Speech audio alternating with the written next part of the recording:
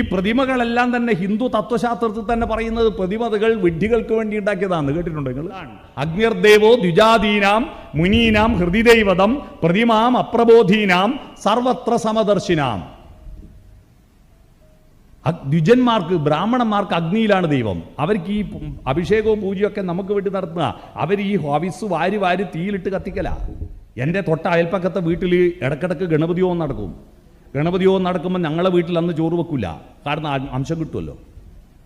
ഗണപതി ഹോമം കഴിഞ്ഞിട്ടൊരു അംശമുണ്ട്, അത് കൊണ്ട് വയറ് നിറച്ചോളണം. എന്നുവെച്ചാൽ അത്ര അരി ബാക്കിയാവുമല്ലോ വീട്ടിൽ.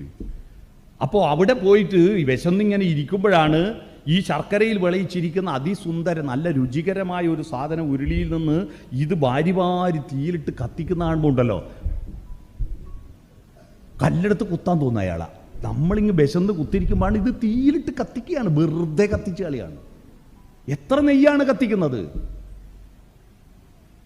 ഈ ഭാരതത്തിലെ അഗ്നിയിൽ ഹോമിക്കുന്ന നെയ്യ് മാത്രമുണ്ടെങ്കിൽ ഇന്ത്യയുടെ BPL ലിസ്റ്റിലെ മുഴുവൻ ആളുകൾ APയിലാക്കാം.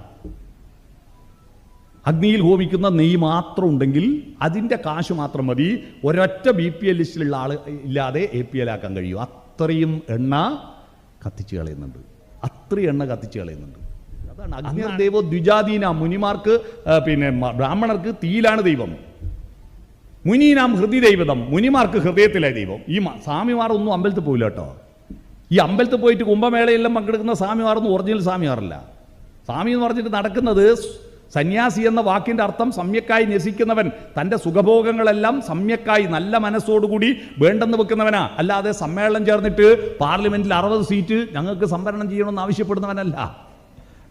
സ്വാമിമാരുടെ ദേശീയ സമ്മേളനം കൂടിയിട്ടാണ് ഇന്ത്യൻ പാർലമെന്റിൽ 60 സീറ്റ് ഞങ്ങൾക്ക് വേണം എന്നാവശ്യപ്പെട്ടത്. അതിൽ കുറേ അഘോരികളുണ്ട്, അതിൽ കുറേ ദിഗംബരന്മാരുണ്ട്. ദിഗംബരന്മാരെന്ന് പറഞ്ഞാൽ അറിയാമോ? ദിക്കുകളാണ് അമ്പരം, വസ്ത്രം ഇല്ലാത്തവർ. തെക്കും വടക്കും പടിഞ്ഞാറുമാണ് വസ്ത്രം, ഒന്നും ഉടുക്കാത്തവർ. 60 MP ഇവർ വന്നാൽ 2 ആളെ എന്തായാലും മന്ത്രിയാക്കണ്ടേ. അപ്പോൾ വിദേശകാര്യ വകുപ്പ് മന്ത്രിയായിട്ട് ഐക്യരാഷ്ട്രസഭയിൽ പോകുന്ന അവസ്ഥ നിങ്ങൾ ആലോചിച്ച് നോക്കട്ടെ. എന്തൊരു ഭീകരതയാണ്, നിങ്ങൾ ആലോചിച്ച് നോക്കൂ. അപ്പോൾ മുനിമാർക്ക് ഹൃദയത്തിലാണ് ദൈവം. മുനിമാരുടെ തപസ്സിനെ കറക്റ്റായിട്ട് ചോദ്യം ചെയ്തത് ഉള്ളൂരസ് പരമേശ്വരയ്യര. അദ്ദേഹത്തിൻ്റെ ഒരു കവിതയിൽ പറയുന്നുണ്ട്, തന്നാൽ കരേറേണ്ടവരെത്ര പേരോ താഴത്തുപാഴ്ചേറിലമർന്നിരിക്കെ താനൊറ്റയിൽ ബ്രഹ്മപദം കൊതിക്കും തപോനിധിക്കെന്ത് ചാരിതാർത്ഥ്യം. താൻ അജ്ഞതയുടെയും ദാരിദ്ര്യത്തിൻ്റെയും ചളിക്കുണ്ടിലാണ്ട് കിടക്കുന്ന ഒരുപാട് ആളുകൾ ഇങ്ങനെ കഷ്ടപ്പെടുമ്പോൾ ഞാൻ ഒറ്റയ്ക്ക് തപസ് ചെയ്തിട്ട് ബ്രഹ്മപദം കൊതിക്കുന്ന തപോനിധിക്കെന്ത് ചാരിതാർത്ഥ്യമുണ്ട്.